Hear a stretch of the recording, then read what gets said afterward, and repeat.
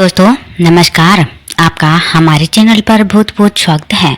आज हम जानेंगे गीता के प्रथम अध्याय के बारे में, तो आप वीडियो को अंत तक जरूर देखिएगा।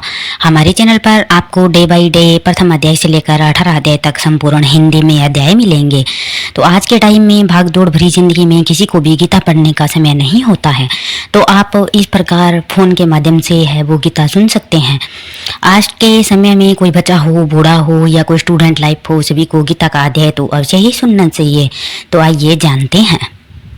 तो हम सबसे पहले श्रीमद् भागवत गीता के पहले अध्याय का महात्म्य जानेंगे, उसके बाद में अध्याय का मूल पाठ के बारे में जानेंगे। तो सबसे पहले आप गीता के लिए कमेंट बॉक्स में हरे कृष्णा कृष्ण राधा जरूर लिखिएगा। आइए जानते हैं। श्रीमद् भागवत गीता का पहले अध्याय का महात्म्य। श्री पार्वती जी ने कहा, भगवान आप सब तत्वों के ज्ञाता हैं। आपकी कृपा से मुझे श्री विष्णु संबंधी नाना प्रकार के धर्म सुनने को मिले जो समस्त लोक का उद्धार करने वाले हैं। देवेश, अब मैं गीता का मैं सुनना चाहती हूँ जिसका श्रवण करने से श्री हरि में भक्ति बढ़ती है। श्री महादेव जी बोले, जिनका श्री विग्रह अलसी के फूल की भांति श्याम वर्ण का है, पक्षीराज गरुड़ ही जिनके वाहन हैं, जो अपनी महिमा से कभी भी च्युत नहीं होते तथा शेषनाग की सैया पर शयन करते हैं, उन भगवान महाविष्णु की हम उपासना करते हैं। एक समय की बात है, मूर दैत्य के नाशक भगवान विष्णु शेषनाग के रमणीय आसन पर सुखपूर्वक विराजमान थे। उस समय समस्त लोगों को आनंद देने वाली भगवती लक्ष्मी ने आदर पूर्वक प्रश्न किया।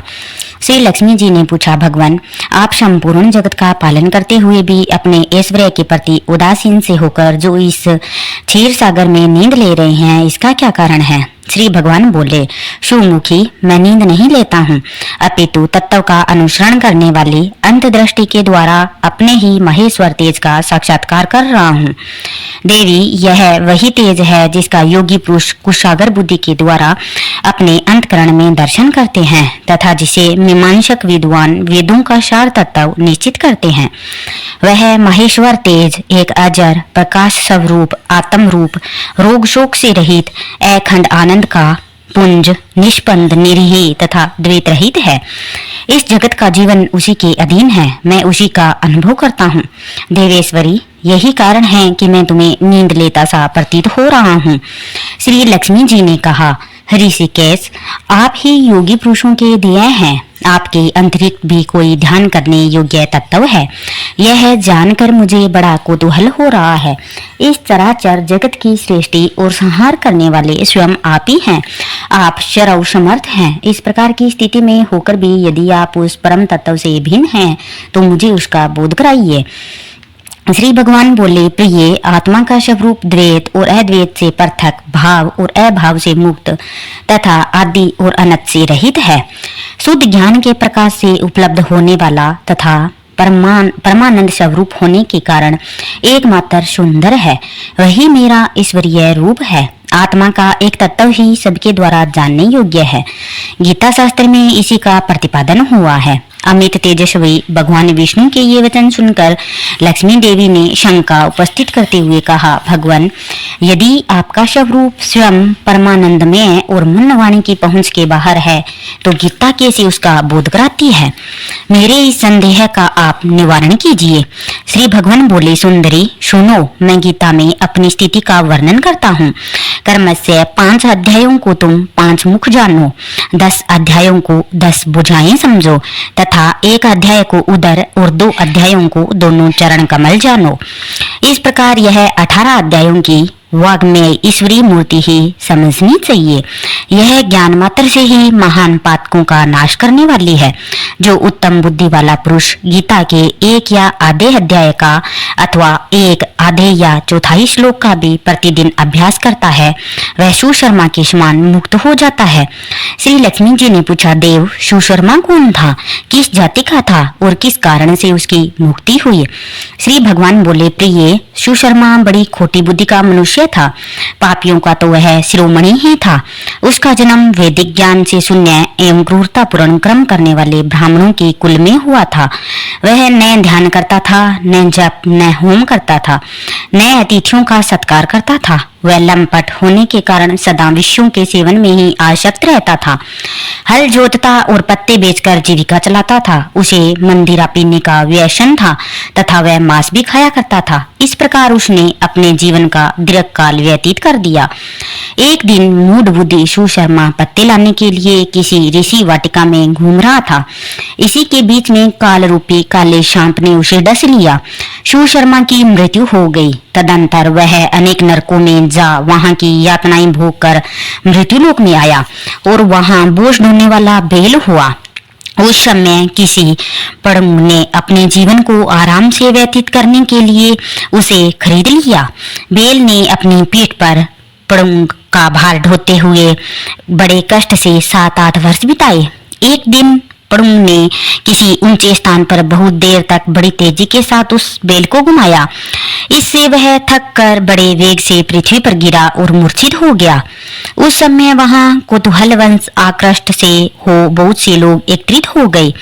उस जन समुदाय में से किसी पुण्य आत्मा व्यक्ति ने उस बेल का कल्याण करने के लिए उसे अपना पुण्य दान किया। तत्पश्चात कुछ दूसरे लोगों ने भी अपने अपने पुण्यों को याद करके उन्हें उसके लिए दान दिया। उस भीड़ में एक वेश्या भी खड़ी थी। उसने अपने पुण्य का पता नहीं था तो भी उसने लोगों की देखा देखी उस बेल के लिए कुछ त्याग किया। तदंतर यमराज के दूत उस मरे हुए प्राणी को पहले यमपुरी में ले गए। वहां यह विचार कर कि यह वेश्या के दिए हुए पुण्य से पुण्यवान हो गया है, उसे छोड़ दिया गया। फिर वह भूलोक में आकर उत्तम कुल और शील वाले ब्राह्मणों के घर में उत्पन्न हुआ। उस समय भी उसे अपने पूर्व जन्म की बातों का स्मरण बना रहा। बहुत दिनों के बाद अपने अज्ञान को दूर करने वाले कल्याण तत्व का जिज्ञासु होकर वह उस वेश्या के पास गया और उसके दान की बात बतलाते हुए उसने पूछा, तुमने कौन सा पुण्य दान किया था? वेश्या ने उत्तर दिया, वह पिंजरे में बैठा हुआ तोता प्रतिदिन कुछ पढ़ता है, उससे मेरा अंतकरण पवित्र हो गया है, उसी का पुण्य मैंने तुम्हारे लिए दान किया था। इसके बाद उन दोनों ने तोते से पूछा। तब उस तोते ने अपने पूर्व जन्म का स्मरण करके प्राचीन इतिहास कहना आरंभ किया। शुक बोला, पूर्व जन्म में मैं विद्वान होकर भी विद्वत्ता के अभिमान से मोहित रहता था। मेरा राग द्वेष इतना बढ़ गया था कि मैं गुणवान विद्वानों के प्रति भी ईर्ष्या भाव रखने लगा। फिर समयानुसार मेरी मृत्यु हो गई और मैं अपने घृणित लोकों में भटकता फिरा। उसके बाद इस लोक में आया। सदगुरु की अत्यंत निंदा के कारण तोते के कुल में मेरा जन्म हुआ। पापी होने के कारण छोटी अवस्था में ही मेरा माता पिता से वियोग हो गया। एक दिन मैं ग्रीष्म ऋतु में तपे हुए मार्ग पर पड़ा था। वहां से कुछ श्रेष्ठ मुनि मुझे उठा लाए और महात्माओं के आश्रय में आश्रम के भीतर एक पिंजरे में उन्होंने मुझे डाल दिया। वहीं मुझे पढ़ाया गया। ऋषियों के बालक बड़े आदर के साथ गीता के प्रथम अध्याय की आवृत्ति करते थे। उन्हीं से सुनकर मैं भी बारंबार पाठ करने लगा। इसी बीच में एक चोरी करने वाले बहलिये ने मुझे वहां से चुरा लिया। तत्पश्चात इस देवी ने मुझे खरीद लिया। यही मेरा वृतांत है जिसे मैंने आप लोगों से बता दिया। पूर्व काल में मैंने इस प्रथम अध्याय का अभ्यास किया था जिससे मैंने अपने पाप को दूर किया है। फिर उसी से इस वेश्या का भी अंतकरण शुद्ध हुआ है और उसी के पुण्य से ये द्विज श्रेष्ठ सुशर्मा भी पाप मुक्त हुए हैं। इस प्रकार परस्पर वार्तालाप और गीता के प्रथम अध्याय के महात्म्य की प्रशंसा करके वे तीनों निरंतर अपने घर पर गीता का अध्याय करने लगे। फिर ज्ञान प्राप्त करके वे मुक्त हो गए। इसलिए जो गीता के प्रथम अध्याय को पढ़ता सुनता या अभ्यास करता है उसे इस भव सागर को पार करने में कोई भी कठिनाई नहीं होती है। आगे जानते हैं पहला अध्याय। धृतराष्ट्र बोले, हे संजय, धर्म भूमि कुरुक्षेत्र में इकट्ठे हुए युद्ध की इच्छा वाले मेरे और पांडु के पुत्रों ने क्या किया? इस पर संजय बोले, उस समय राजा दुर्योधन ने व्यहूर चना युक्त पांडवों की सेना को देखकर और द्रोणाचार्य के पास जाकर यह वचन कहा, हे आचार्य, आपके बुद्धिमान शिष्य द्रुपद पुत्र धृष्टद्युम्न द्वारा व्यूहाकार खड़ी की हुई पांडु पुत्रों की इस बड़ी भारी सेना को देखिए। इस सेना में बड़े बड़े धनुषों वाले युद्ध में भीम और अर्जुन के समान बहुत से सूरवीर हैं, जैसे सात्यकी और विराट तथा महारथी राजा द्रुपद और धृष्टकेतु, चेकितान तथा बलवान काशीराज, पुरुंजित, कुंती भोज और मनुष्यों में श्रेष्ठ सैव्य और पराक्रमी युधामन्यु, तथा बलवान उत्तमौजा, सुभद्रा पुत्र अभिमन्यु और द्रौपदी के पांचों पुत्र, ये सभी महारथी है। हे ब्राह्मण श्रेष्ठ, हमारे पक्ष में भी जो जो प्रधान हैं उनको आप समझ लीजिए। आपके जानने के लिए मेरी सेना के जो जो सेनापति है उनको कहता हूँ। एक तो स्वयं आप और पितामह है भीष्म तथा कर्ण और संग्राम विजयी कृपाचार्य तथा वैसे ही अश्वत्थामा, विकर्ण और सोमदत्त का पुत्र भूरिश्रवा तथा और भी बहुत से सूरवीर अनेक प्रकार के अस्त्र शस्त्रों से युक्त मेरे लिए जीवन की आशा को त्यागने वाले सब के सब युद्ध में चतुर है।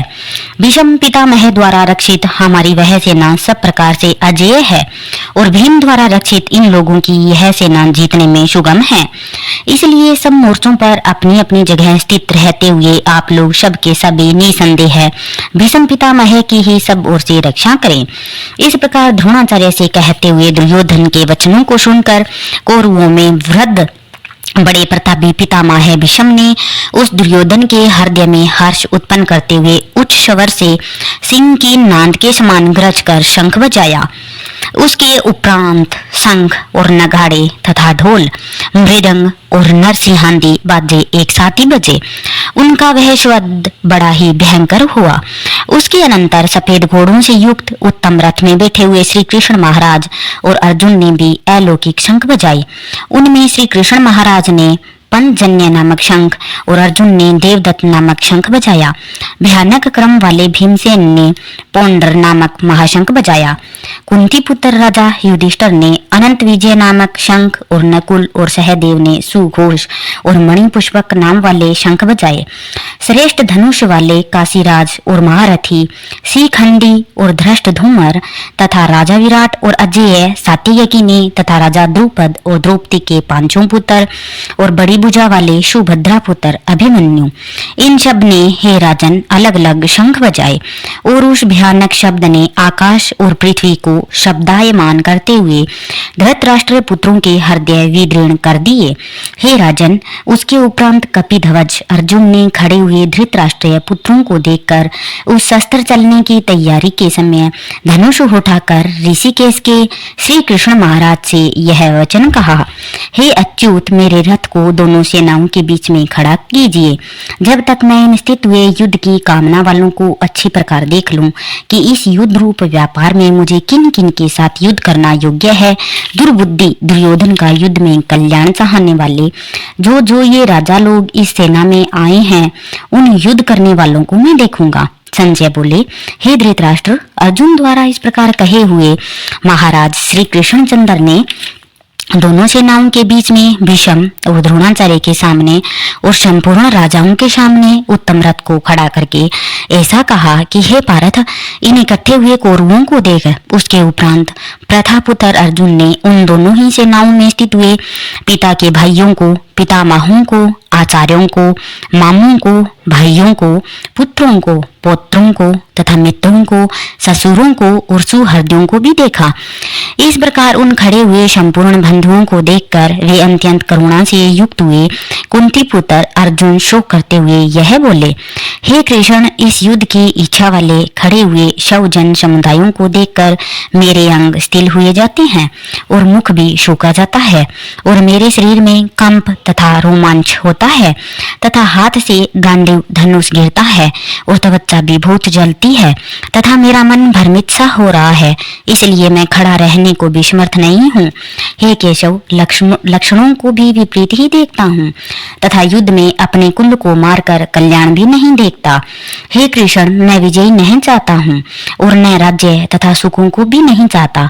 हे गोविंद, हमें राज्य से क्या प्रयोजन है अथवा भोगों से और जीवन से भी क्या प्रयोजन है, क्योंकि हमें जिनके लिए राज्य, भोग और सुख अधिक इच्छित हैं, वे ही यह सब धन और जीवन की आशा को त्याग कर युद्ध में खड़े हैं, जो कि गुरुजन, ताऊ, चाचे, लड़के और वैसे ही दादा, मामा, ससुर, पोते, शाले तथा और भी संबंधी लोग हैं। इसलिए हे मधुसूदन, मुझे मारने पर भी अथवा 3 लोग के राज्य के लिए भी मैं इन सबको मारना नहीं चाहता, फिर पृथ्वी के लिए तो कहना ही क्या है। हे जनार्दन, धृतराष्ट्र के पुत्रों को मारकर भी हमें क्या प्रसन्नता होगी? इन आतताइयों को मारकर तो हमें पाप ही लगेगा।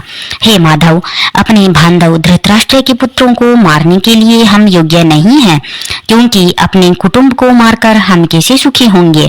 यद्यपि लोभ से भ्रष्टचित हुए ये लोग कुल के नाशकृत दोष को और मित्रों के साथ विरोध करने में पाप को नहीं देखते हैं, परंतु हे जनार्दन, कुल के नाश करने से होते हुए दोष को जानने वाले हम लोगों को इस पाप से हटने के लिए क्यों नहीं विचार करना चाहिए? क्योंकि कुल के नाश होने से सनातन कुल धर्म नष्ट हो जाते हैं और धर्म के नाश होने से संपूर्ण कुल को पाप भी बहुत दबा लेता है। तथा हे कृष्ण, पाप के अधिक बढ़ जाने से कुल की स्त्रियां दूषित हो जाती है और हे वात्सल्य, स्त्रियों के दूषित होने पर वर्ण शंकर उत्पन्न होता है और वह वर्ण शंकर कुल घातियों को और कुल को नरक में ले जाने के लिए ही होता है। लोप हुई पिंड और जल की क्रिया वाले इनके पितृलोक भी गिर जाते हैं और इन वर्ण शंकर कारक दोषों से कुल घातियों के सनातन कुल धर्म और जाति धर्म नष्ट हो जाते हैं। तथा हे जनार्दन, नष्ट हुए कुल धर्म वाले मनुष्यों का अनंत काल तक नरक में वास होता है, ऐसा हमने सुना है। अहो, शोक है कि हम लोग बुद्धिमान होकर भी महान पाप करने को तैयार हुए हैं, जो कि राज्य और सुख के लोभ से अपने कुल को मारने के लिए उद्यत हुए हैं। यदि मुझ शस्त्र रहित न सामना करने वाले को न शस्त्रधारी को धृतराष्ट्र के पुत्र रण में मारे तो वह मारना भी मेरे लिए अति कल्याणकारक होगा।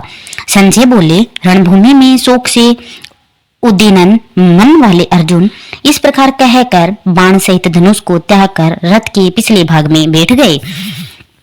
इति श्री मद्भागवत गीता रूपी उपनिषद एवं ब्रह्म विद्या तथा योग शस्त्र विषयक श्री कृष्ण और अर्जुन के संवाद में अर्जुन विषाद योग नामक पहला अध्याय समाप्त होता है। हरे कृष्णा, जय श्री कृष्णा। अगर आपको प्रथम अध्याय की हमारी यह वीडियो अच्छी लगी हो तो प्लीज़ हमारे चैनल को लाइक करें और सब्सक्राइब अवश्य ही करिएगा। बहुत बहुत धन्यवाद।